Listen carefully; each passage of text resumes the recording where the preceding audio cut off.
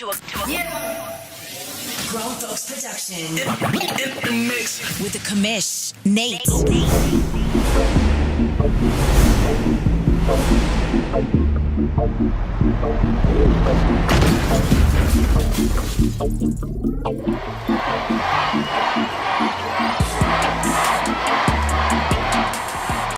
All right, what's up, everybody? Welcome to Press Pass Live, your weekly podcast show here for the OMFL, the world's longest online CFM. Started in 2001. We're still here in 2022, about to be 2023, about to celebrate our birthday. Thanks for hanging out with us. Let me bring in my buddy, Mr. Trey. Mr. Trey, how you doing today, bud? Coming off a Lions victory in real life and, winning the Deuce Bowl on Friday. Doing pretty good. There you go, Mr. Deuce Bowl champion. The Deuce is our second league. That's kind of where everybody gets their fresh start. And guys here that like to play in multiple leagues can play there with slightly different rules. It's not that much different, but slightly different rules. But we're here today to talk about the OMFL. Man, there is a lot to talk about here in season 103, week number 11. But let's first start talking about what's your favorite game from the past couple of weeks. Give me your game. Which one are we talking about here today? Throwing it back to week 9 with the Green Bay Packers and the Carolina Panthers. That was a bit of a shocker, but a pretty good game here. Yeah, what really popped up to me is Priest's finding that balance again. You saw before in past, he's been pass heavy. Then he got Marion Clancy and started to get run heavy. Now he's trying to find the balance again. It's nice to see. I see a stat that this can't be right. Yeah, something much. Time of possession, 28 minutes and 58 seconds for the Packers, 5 minutes and 31 seconds for the Carolina Panthers. That's not right. That can't be right. It must have somehow recorded some over. I don't know what happened here, but that's clearly not going to be right.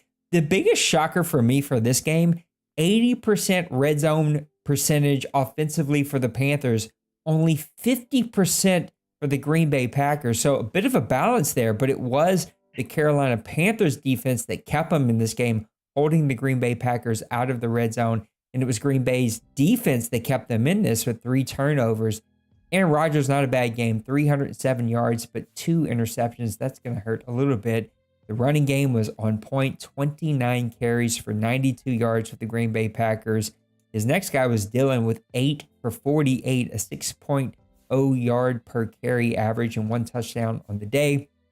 Looking at the receptions, no one super sticks out here. Robert Tonyan had a couple of big plays with a 45-yard reception, giving 3 for 97 on the day. This was really about the defense on both sides of the game. Shaq Thompson doing what Shaq Thompson does. 16 tackles on the day. Perriman had 10. Douglas had 10. I think there was a couple of guys with sacks. Damian Wilson had a sack. Then the interception leader was Jeremy Chin with 2 interceptions. Crazy defensive game between these two teams. But you like the balance that you're seeing from Green Bay. Yes, it's very interesting. I think the more and more I talk, the more and more Priest gets annoyed and the more he starts to balance out. I don't know. It's weird. But I like seeing the evolution from when I got here to where we are now with Priest. Yeah, it was one of the games I thought about picking as well, but I went with the Miami Dolphins and the Kansas City Chiefs. I mean, how do you not go with a 1-point game that doesn't go into overtime? The Miami Dolphins squeak out of Kansas City with the 1-point victory, 269 yards gained to 239 yards gained. 111 rushing yards for the Dolphins, 194 passing yards for the Kansas City Chiefs. I got all kinds of teams in my head. Listen to this stat, Trey. 19 first downs to 9 first downs for the Miami Dolphins. 3 turnovers to 2. So these guys are kind of turning the ball over crazily. 0% red zone offensive percentage for the Miami Dolphins. 75 for the Kansas City Chiefs, 23 minutes to 17 minutes for the Kansas City Chiefs in time of possession. Both of these quarterbacks kind of struggled on the day. Dickerson was a leading MVP candidate early on. He did not show it in today's game. Only 133 passing yards with 2 interceptions. Mahomes, 240 passing yards, 1 touchdown, 1 interception, but sacked 5 different times in the day. Akers, 11 carries, 83. Pacheco? I don't know how to say it. Pacheco, 17 for 59, but 2 touchdowns on the day. That's going to lead to a pretty good day. Tyreek Hill, man, this guy can still fly, and Dickerson knows how to get in the ball. 4 receptions, 100 yards with the 1 touchdown on the day. Jerome Baker with 12 tackles on the day. Phillips with 4 tackles for loss. Then the sack leader is going to be Phillips himself with 3 sacks. Interceptions from Baker, from Snead, from McDuffie. Great battle between these two teams. Should have been an OMFL Instant Classic, but some of me has a feeling that neither one of these guys actually submitted this game for OMFL Instant Classic. You never know what you're going to get here in the OMFL, but you guys need to submit the games, man. We need to see these games for OMFL Instant Classic, so make sure that you're submitting them when you have great games like this. No OMFL news. If I was going to get a bit of a break, I could take a bit of a breather, but no OMFL news this week. So we're just going to jump into the next subject that we have. And well, that's going to come from our Daddy Leagues pages. You don't want to see this. You want to see our Daddy Leagues pages. Trey, what are we betting on this week? We like to open up the OMFL sports book, see the lines, see what we're betting on. There's some pretty good games. I had a terrible week. Not only did I bust last week on the pick'em, one I felt really good about, I also went completely bust on the sports book. I took the lead in the gold sheet, bet heavy on a couple of different games. I would have busted on all the games. The game I bet on plus the backup games that I had on. I am now 3rd in the gold sheet, but I'm betting heavy on this week. Any lines that stuck out? If you had to go walk up to the OMFL betting headquarters, go up to the sports bookie and lay your money down, who you laying your money down this week? Now let me compare things to what's already been played so I can give you a better answer to that. Ooh. I'm not betting on this game because it's mine and I can't. But the scariest line out here is the Falcons -4 against the Saints, 6-3 against my 4-6 Saints. This guy can freaking play. I don't know where Bronco Man came from, but I looked up his last 2 games that he's played against the Seahawks, and I'm actually drawing a blank on who he played before that. This guy's putting up hella good points. He is super efficient. He's running, he's passing, he's spreading the ball around, he's playing great defense. This dude can play some serious football here in the OMFL, and that is a scary line. So stay away from the Saints this week. I would not take the -4. I may even think about laying the 4 points. I think this guy might hammer me tonight whenever we play. Looking at one that just baffles me, +7 on the Patriots? I definitely think that, loss can keep that game within 7. I agree. The Chiefs have had some super tight games. Both of these teams kind of close on offense. It's the defense that's been the difference for the Chiefs, but I just think I'm with you. I think the Patriots could keep that game low scoring. I would take the under in that game. Here's a line for you. Your game, Buccaneers -1. The Lions are getting a point. I'm taking the Lions in that one. Give me the +1. The Buccaneers and Kevin, who was just here in chat. Hope you're still hanging out with us, Kevin. He has been struggling. He's got some inconsistencies there with that quarterback, and I just think you play really good defense. I know you've struggled on defense this year as compared to past years, but you know how to put up tons of points. You're getting a point. I'm taking that game. Is that a game? That's a game at home, right? The top team's at home? I am traveling. You're traveling. Bottom team is at home. I still like you. If you can avoid the early turnovers, I'm getting a point, and I'm taking that all day. Another one that I feel like is kind of almost a slap in the face given how he's playing. -5 on the Commanders. Tim's been playing rather, sloppy with the Rams defense. I feel that's one that Penguins can easily get a touchdown or more lead on. I love that line. He's given up, the Rams that is, Tim is giving up 30 points on the year, and he's on the road against a high-scoring Commanders team that's putting up 25. I think that 25 could balloon up to 32 in this game because of that. And I just don't see Tim being able to keep pace. Give me like a 22 to 36 type game. I think that's a really good line if you can pick that one up. Here's another one that kind of worried me and I think would be a good line.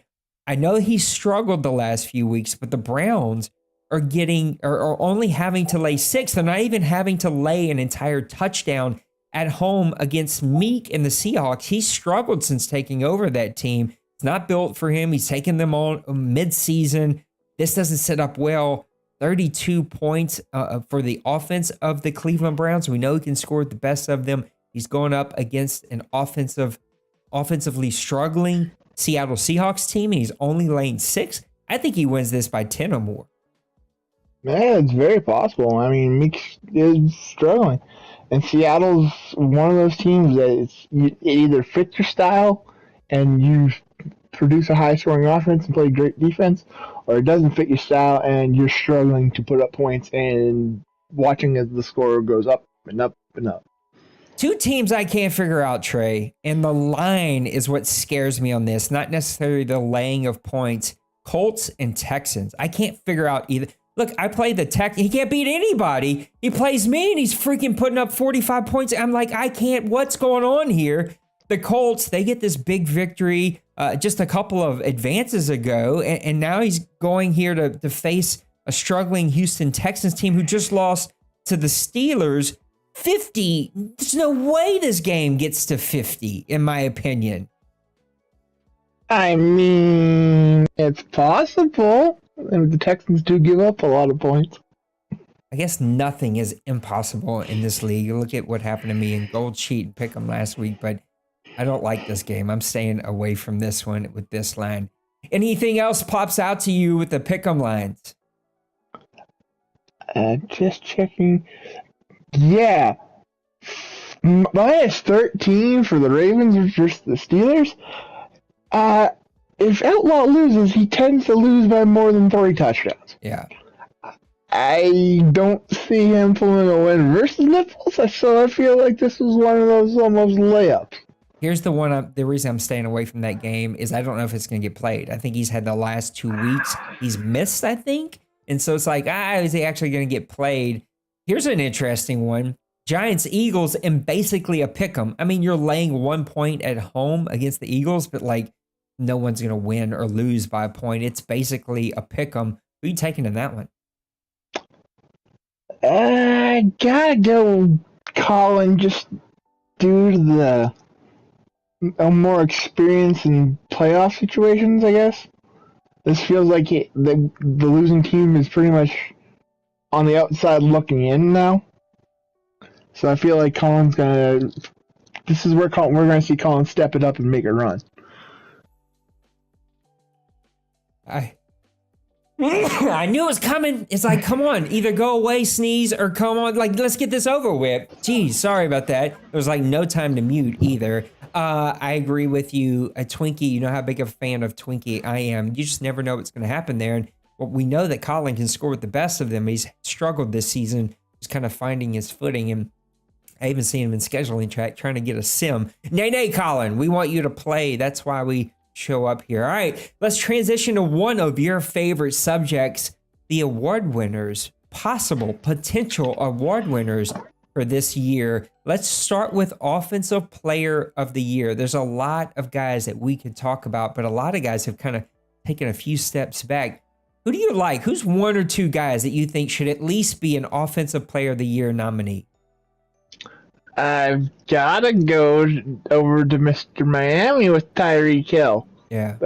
He's starting to find the rhythm that I was worried about if he got hold of. 46 catches for 1,070 yards and 7 touchdowns for 11 weeks. That's pretty darn impressive. Here's a question for you. Anytime you think a receiver getting kind of Player of the Year nominations, does it automatically put their quarterback in there as well? Or is there another kind of tipping point? It all depends on how well the quarterback's playing and how many times the other team gets the ball because of the quarterback. And you look at it, Kenny Pickerson has 2,830 yards, 21 touchdowns, but 13 interceptions. You're essentially sitting at a 1.5 touchdown to interception ratio. I feel like that hinders him in the Player of the Year candidate. Whereas, Tyreek, all he has to worry about is fumbling the ball. I refuse to call him Pickerson. It's Dickerson. I don't care what Madden made us do. It's Dickerson. I'm not calling him that. Look, I think Jonathan Taylor's low-hanging fruit. He's definitely going to be in the conversation. But we got to talk about Marion Clancy. He's been in, I think, correct me if you know any better, but I think he won Offensive Player of the Year and Rookie of the Year his rookie season. Kind of took a couple of steps back, but he's back this year. 1,104 yards. Why is it so hard for me to say? 1,104 yards already on the season. He is definitely going to be in the conversation for Offensive Player of the Year. Yeah, most definitely. I know for some reason he just seems to struggle versus me. Playing twice a season. Maybe I have the kryptonite. Everybody else, he just can't seem to slow him down. Raiders, we've seen them go red hot. They've taken a step back. Does Jacobs or Devontae Adams get some consideration?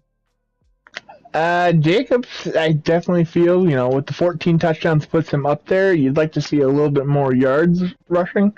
But that's what happens when you got two deadly weapons, both through the run game and the pass game. Devontae Adams, I think the touchdown numbers are just a little bit too low to put him in consideration at this point. Now, this one, last one before we move over to the defense, this one has, in the recent years, been kind of ruled by you. Now, we've seen Dickerson kind of get up there as well, but we've seen you kind of run the quarterback situation. It feels this year the quarterback's super up in the air. There's no one super running away from this. We've got a rookie in Blassie. What do we agree that you say? Is it Blassie? Blassie? I think it's Blassie. Yeah, I think it's just Blassie. Just because of classic Freddie Blassie. It literally looks like that. We talked about Dickerson, but there's some touchdown interception ratios. We got Watson up there, Burrow up there, Rodgers, but this is really just kind of yards list. This doesn't even really kind of compare I like the QBR, like looking at the entire rating. And if you look at the touchdown to interception ratio that we have here, Blassie looks great. Dickerson's pretty decent, but no one's like super running away. I think you also have to consider Aaron Rodgers in there, which is really impressive for Priest. 22 to 11 is really, really good. What do you think about the quarterback situation when it comes to Offensive Player of the Year? I feel like if you're going to put the quarterbacks in there, there's only going to be four that I would look at. You look at Trey Lance, 2,500 passing yards, 22 touchdowns and 9 interceptions. That's astounding, especially with how Madden plays this year. You got to look at Sam Howell trying to get the repeat, going with almost 2,500 yards passing, 19 touchdowns and 7 interceptions. You got to go down to Aaron Rodgers with this season, and you got to add in Blassie. Those are the four that I could even consider in that situation currently. And look, 30 and 13 is pretty hard to beat from Blassie. That's going to, I think Colin's trying to break some records again. It's never going to happen. I'm telling you up front. I know it's never going to happen, but I hate that rookies are also considered for other awards. I think it's like, go get your Rookie of the Year, stay out of the other ones. When you're not a rookie, you can go in the other ones. Never going to happen here. I get it, but I just hate that Blassie might win both of these. I just hate it. Like, one guy shouldn't be winning all of these awards. Let's talk about... It really kills you last season, doesn't it? It kills, not just you. No, not just you. It's all of them. I just hate it when it happens. It's like, I want to see multiple names in there. Anyway, let's talk about Defensive Player of the Year. We've got a lot of pretty good candidates over here, especially your tackle leader, Jaylen Brown for the Las Vegas Raiders. Who do you like over here on defense? Yeah, it's such a hard way to decide this because you look at a DB, they're not going to really get the flashy tackle numbers, but if their interception numbers are up, how do you weigh that versus, a defensive end sack? But if you're going based on all the nonsense aside, there's one consistent pain in the butt. Whether he's pass rushing, whether he's in coverage, Micah Parsons seems to just be wherever the ball is. I feel like that's almost a foregone being the number one. but there's so many other names that you could put in there. I'm going to butcher this one. Shakir Meredith. I think it's Meredith. Shakir Meredith. I've experienced that firsthand already this season. I got one more round with it. I'm not looking forward to it. And the AFC side, you got Trey Hendrickson, which I know is probably hurting you just a little bit, Nate, given that, former Saint and all. A little bit. Now in the Bengals, just having a stellar season, 24 TFLs, 13 sacks, and somehow, some way has 2 pass deflections. Coming from a defensive end, that's pretty impressive. Now, I keep coming back to you because there's a couple areas that you've really shined, especially last Madden. What does an interception leader need to do to catch your attention? It feels like there's a bunch of average dudes. Now, Snead's having a pretty good season. I always mess up his name. Awuzie? Awuzie? Awuzie. See, I always screwed up. I still can't say it properly. Now, Matthew, he had one massive game last week, 3 interceptions, so I don't really consider him. You got those top 2 dudes, but everyone's pretty close. What's someone have to do to get into consideration from this position? See, where I look at things, I wouldn't even consider somebody that's not within, if say the top interception guy is 7, if you don't have at least 5, I wouldn't even put you in the category because getting interceptions is hard. But then I also look at how many times you've taken that ball back to the house. So far, currently it looks like, Henry Campbell, linebacker for the Niners, has 3 interceptions and 3 touchdowns. That's impressive. Yeah. The one that I think is difficult in a Madden league to kind of put your finger on is the guy that does it all. He's not going to be your top tackle. He's not going to be maybe in the top 2 in tackles. He's not going to be in the top 2 in sacks. He's not going to be the top 2 in interceptions, but he does it all. He's top 5 in tackles. He's, top 10 in sacks. He's top 12 in interceptions. I think that's those types of players. Those are the guys that kind of get left out because dudes look at the sexy stats when they vote in these and kind of that all-around monster, the guy that can kind of do it all on defense, which is usually the middle linebacker. I feel like middle linebackers kind of get the snub the most around here. Those are the guys that's kind of hard to pinpoint as those star players because I think they just kind of get left out because they're not the leader in the sexy stat. They kind of are in the top 5 in all of the stats, Yep. Let's look at rookies. Rookie of the year. Let's start with the defense, and we're going to reverse engineer it. You've got a couple of dudes putting up some pretty impressive sack numbers, and then one guy, which I hate you, Roger, for naming him this. I hate you. God, I hate you, Roger. Deion Prime with 4 interceptions. Who do you like over here as potential defensive rookie of the year? It kills me because it's the guy I want in the draft, but dang draft glitch. God dang Deion Prime. Yeah, he's impressive. I've just been watching. 6'3", and he's got all essentially a Deion Sanders-esque build. It's scary to think about that. I can only imagine what the league would have looked like if Deion was 6'3" back in that day. And he is your top 5 tackle leader as well. So not only top 5 in tackles, but he's the number 1 guy by a far amount in the interceptions. And there's Money Cash. God, Roger, why do you do this to me? Money Cash is your sack leader to go with Mr. Meredith over there in Chicago. Man, he really has a 1-2 combination. Yeah, that was a definite pickup. From what I saw, he was a speed rusher, so I expected, he'd have a good chance of producing numbers. I didn't expect how good he was actually going to play. Let's hop over to the offensive leaders. Mr. Blassie, we've already kind of sung his praises. He is clearly the forerunner with the offensive side. But this guy, Jerry Walters for Atlanta, he's put up some pretty impressive numbers for 648 yards already this season. Yeah, I mean, will it show much anything? Not really, but hey, that's something. Dwight Matthews, for an offensively struggling team of the Seattle Seahawks, a team that's been through a couple of different owners. Pretty impressive what he's done for 771 yards. Yeah, most definitely. That's not something you typically expect, especially with the different owners and all. Speaking of owners, let's talk about that. Who is your potential coach of the year? This is like a couple of guys that have just had outstanding seasons. This is for like Madden generated wins, losses, comebacks, that kind of stuff. Who's a few dudes that you're like, hey, this guy should get some consideration? I'm going to get it started. You got to talk about the Las Vegas Raiders. We've already kind of sung Jay Bow's praises on the last Press Pass Live, but what he's done with the Las Vegas Raiders has been pretty impressive this season. It's been impressive, but I think we're going a little too early on calling that one, given the recent slump he had.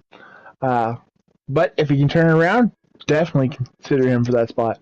Another guy that I think deserves the praise, and it's been well earned, is Hurt. He's 8-2.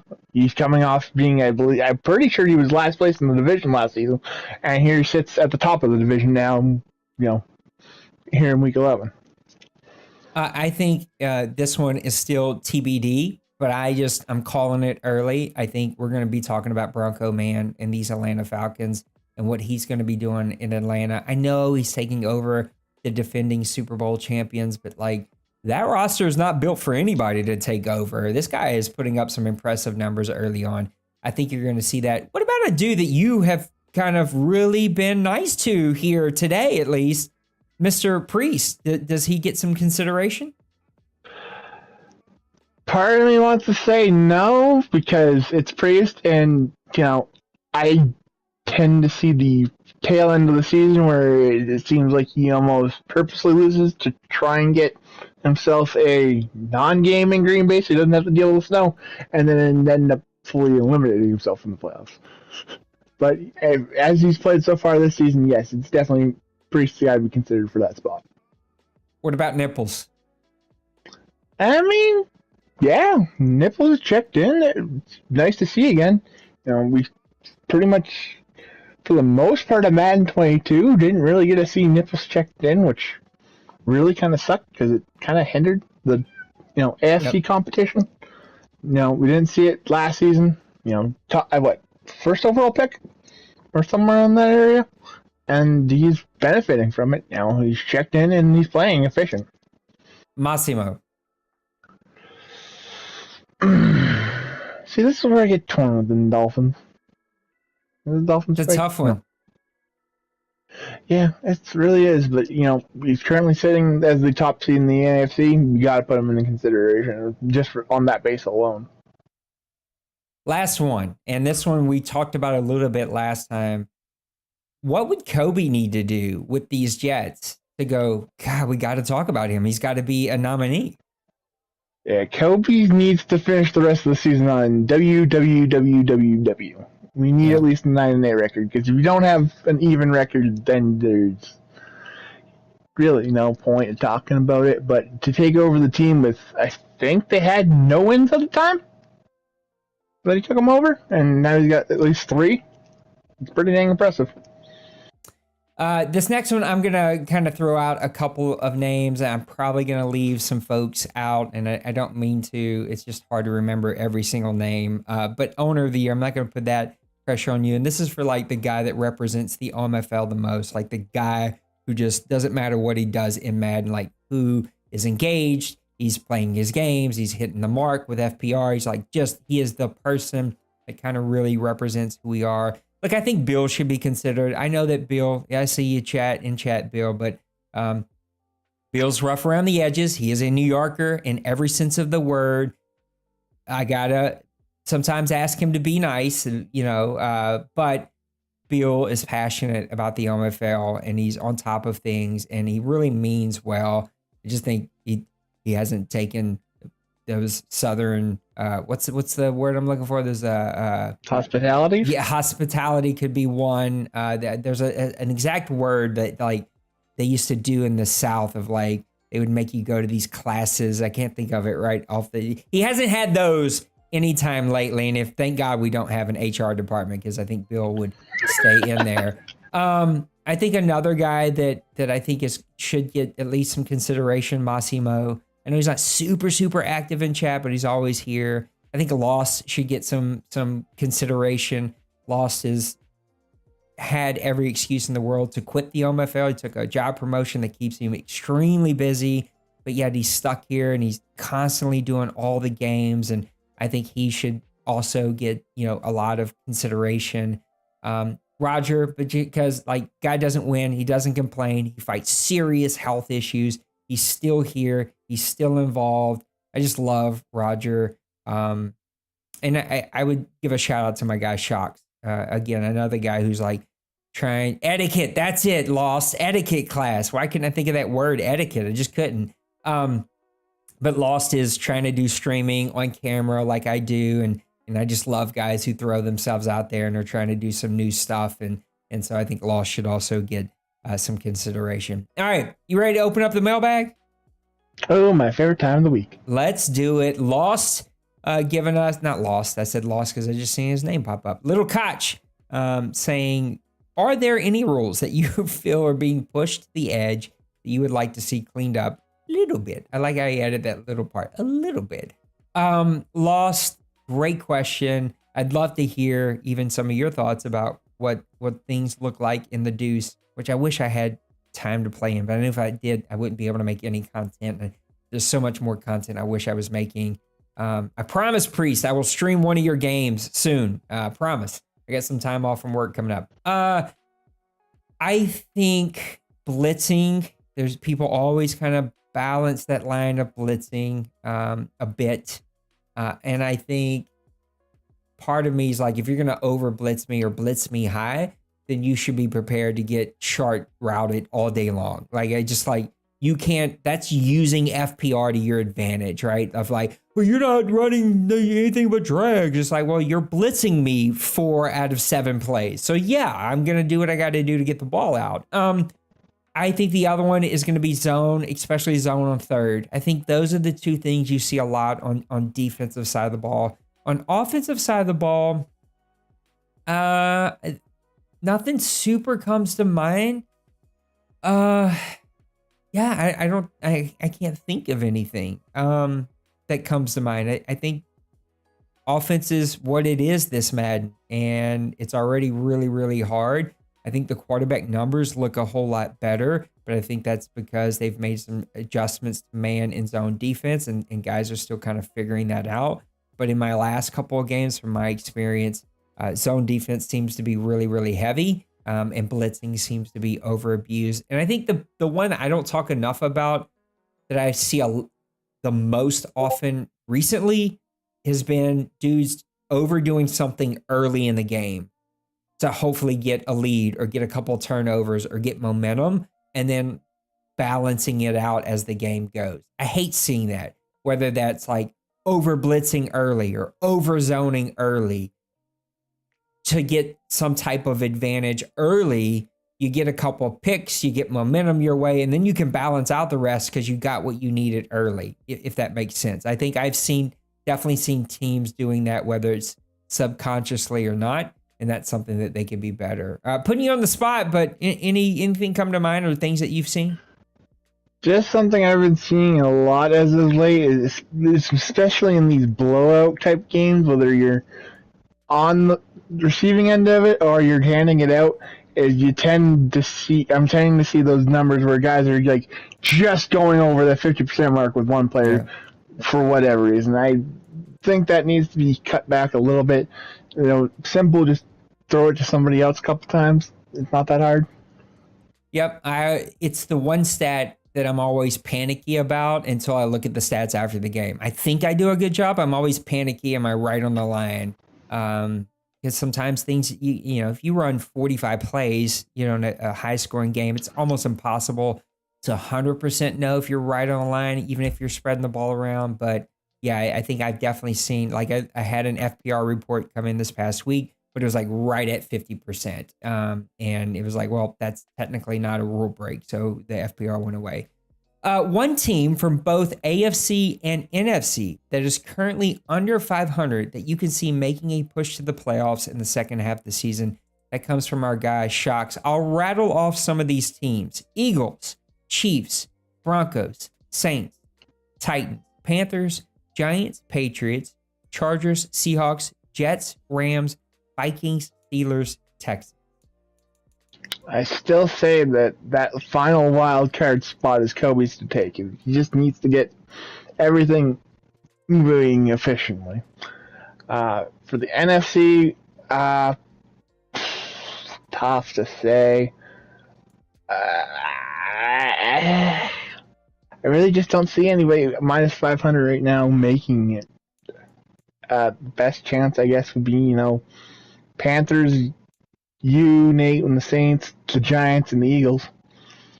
Because it's just that's how the AFC or the NFC is.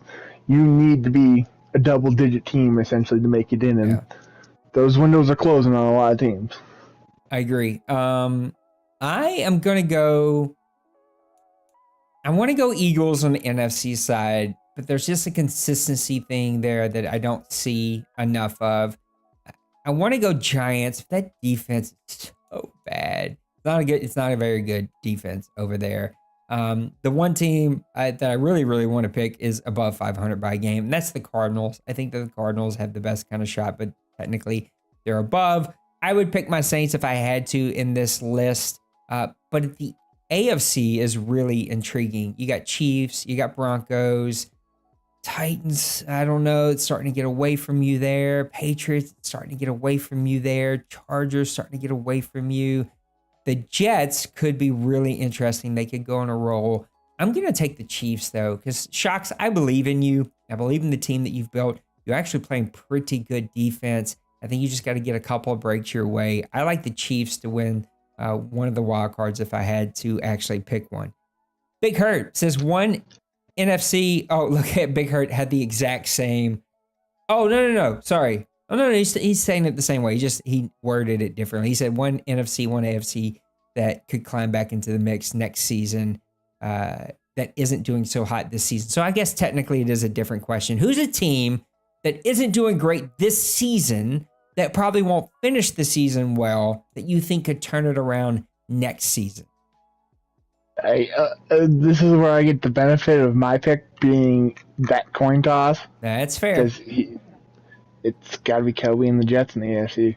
He took over a team that was bad, and he's still got a shot to fight for that spot. But if he doesn't, next season he's going to have an offseason to build the team that he wants, and we know what he can do. I mean, 7th seed, Super Bowl champion. Enough said. Who's your NFC? That's so tough to do because the NFC is just a freaking bloodbath. Yeah. I think definitely put you and Panthers into the mix because now you don't got Kobe in the division. That opens the division up for all three of you guys. Yeah, I like the Panthers as well. I think they can really turn things around. And on the AFC, I also like the Rams. I think that Tim could get some things figured out with the Rams if he just was able to focus. AFC, I want to say the Chargers. I really like the potential that Pepper has, and he showed it last season. I think he just missed so many games this season. He's out of his kind of momentums against him. He's out of his sync. He's going to get it back next season. I also want to really say the Patriots. I really love Lost and what he can do with his team.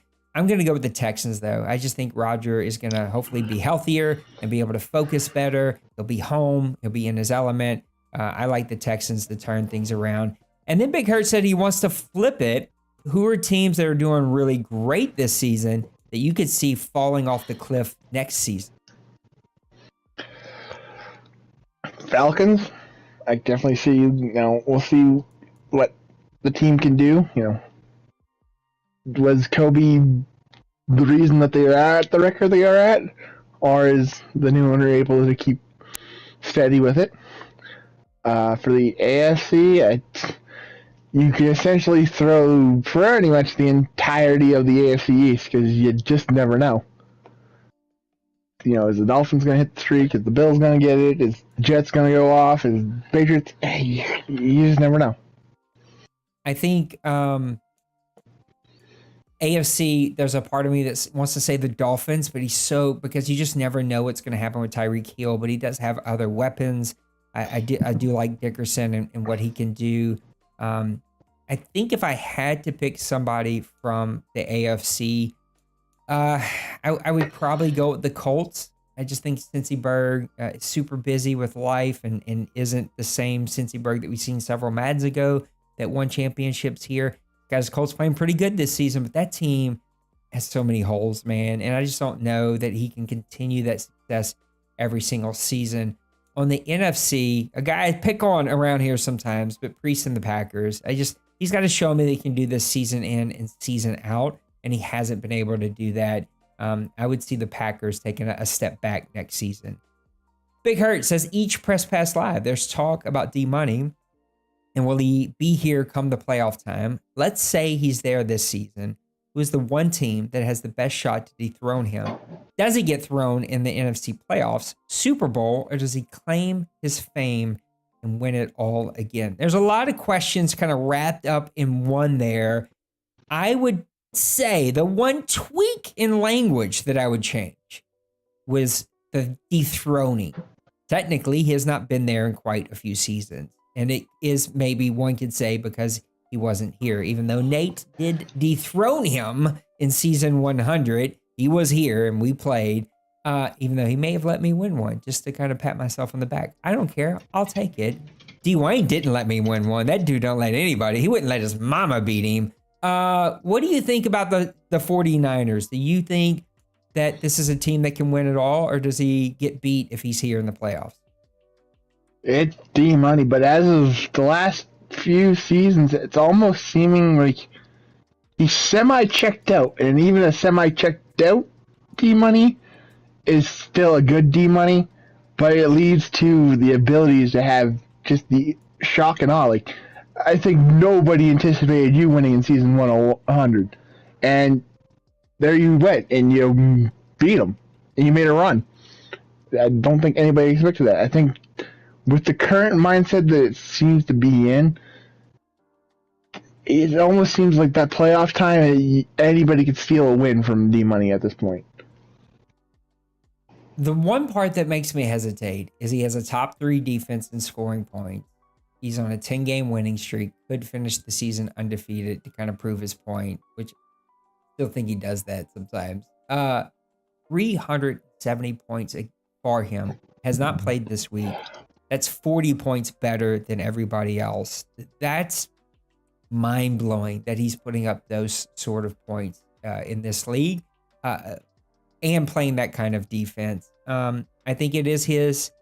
I think, I don't know that there's anything. I'm just repeating Trey now. I think anything can happen when it comes to the playoffs, but if this guy's here and he wants it, man, he sure has the team to do it. And so I think it is his to take from him. It'd be interesting to see, though, once Kobe builds the Jets, what can he do if he can get to an OMFL Bowl? Cincy Berg's got 3 questions. Commanders and Cowboys sitting at 7-2 with the remaining schedule. Who do you have winning the East? Ooh, let me go pull up the schedule so I can find this one out, because that's interesting, because we talked about this before. Yep. And you and I were, each on our own sides about it.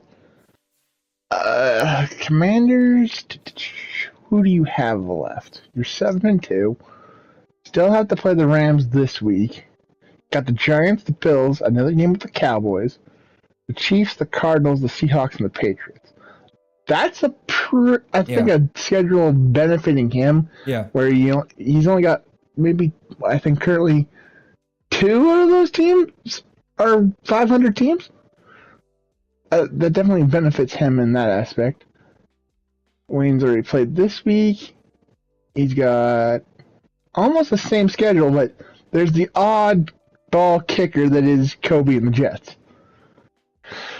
That's going to be a week 16 matchup that I think that point, if they're still neck and neck, I feel like that's going to be the turning point for if Wayne's going to win the division. If Wayne wins that game, I think Wayne's going to have the division locked up at that point. Yeah, I like the Cowboys, but man, hearing you rattle off that schedule with Kobe going to the Jets, I think it definitely causes a pause and would not surprise you if the Commanders win this. I think it's going to come down to that matchup. The Commanders somehow beat the Cowboys in that late matchup. I think they go on a run and they win it all. But this is just about who wins the East. I'm taking the Cowboys. The playoff matchups, if they get to see each other again, that is going to be a really good one to sit and watch. Number 2, he says 1A, but I consider it number 2. Lions sitting at 5-4. Can they claw back and win the North and continue with the throne? I will, before I let you answer, just say I'm very impressed with Priest. He is the number 2 offense in the league and has not played this week. They Defense. played. Oh, is he? Oh, that's right. He is. Okay. It's pretty impressive numbers. He's finding balance. I know he lost this week, but that's right. It was the last game it was one of the late games last night, went in overtime. It's really, really good this season. You got the Bears though at 8-2. You've been singing his praises for quite some time now, playing exceptional defense.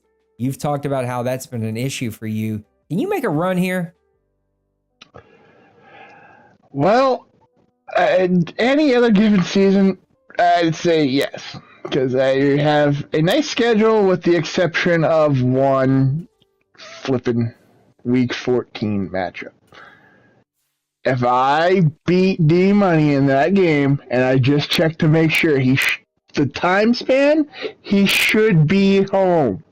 If I can beat him, I think I open that window up a lot better than if, I lose that game. He says, do you like where the sack and interceptions numbers are? Do we feel like we've hit the right sliders to get the best results for the league? That's a great question. I think that they may need some fine tuning after the season. I like the interception to touchdown ratio. I like the completion percentage ratio. I think both of those are in a really good spot. The touchdowns are high, but we've only got a handful of guys who are super high. Lassie, who we've talked about, Dickerson, Burrow, Watson, Rodgers and Lance are starting to get up there. But no one, we're not at the halfway mark where there's 50 touchdowns already. I do think we're going to end up getting there. And those are pretty high numbers, right? 50 touchdowns is fairly rare in the NFL.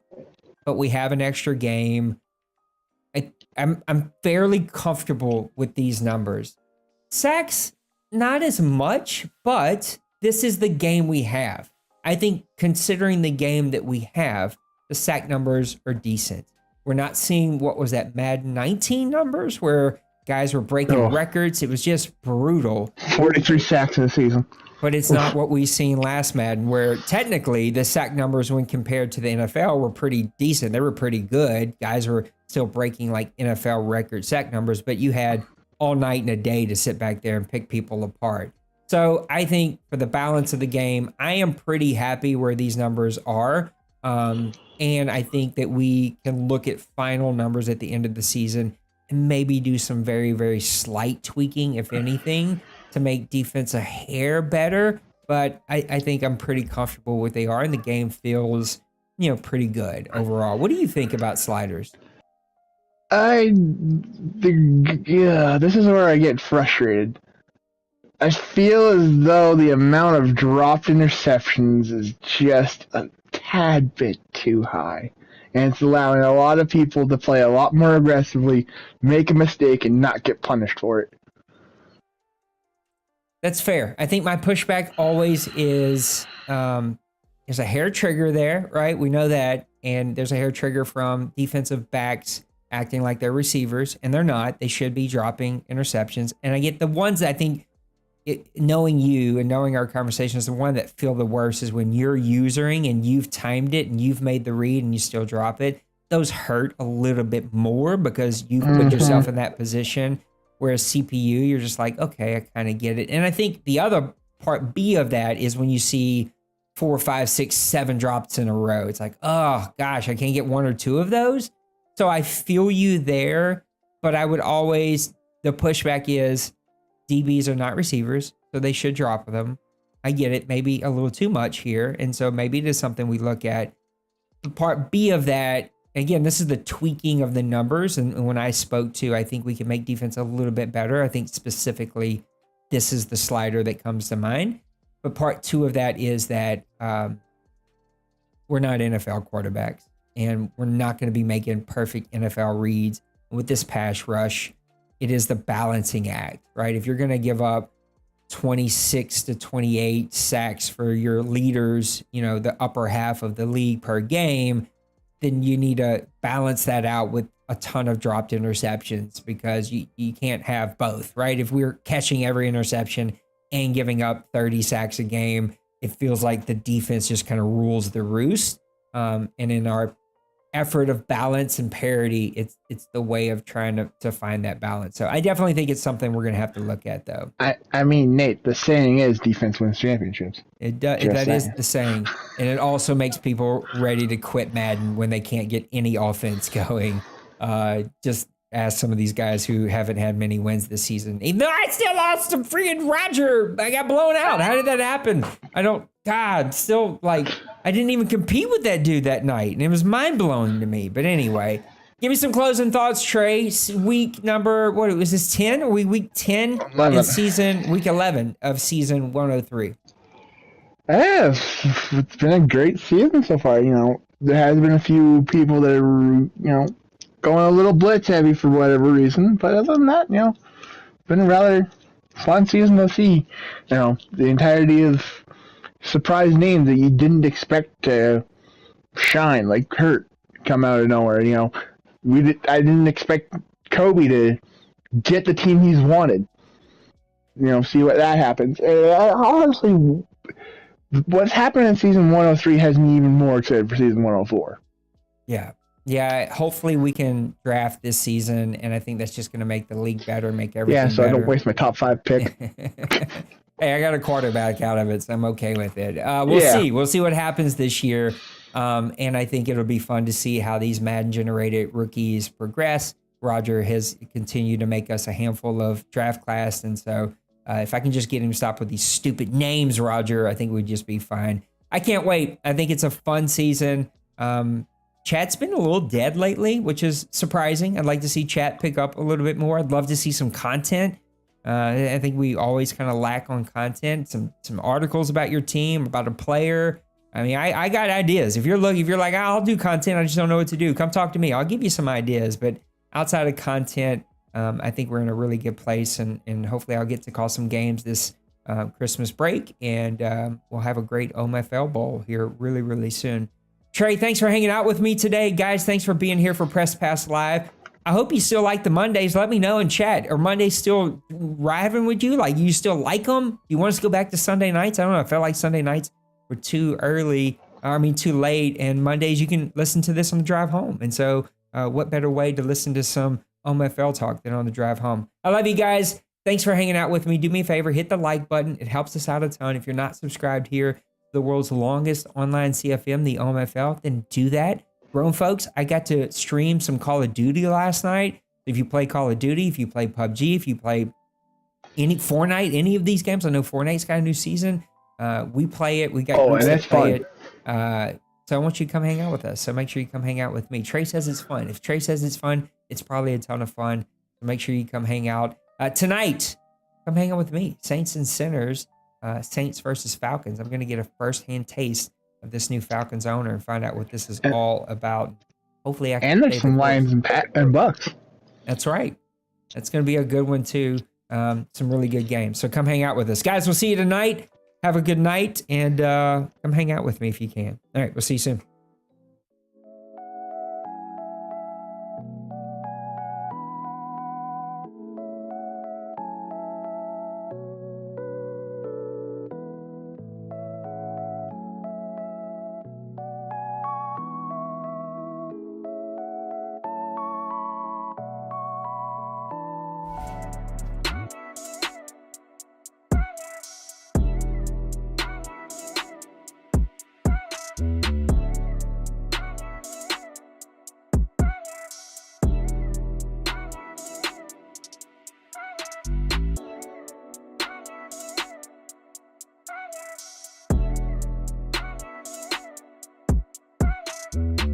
Yeah. Smash that like and subscribe.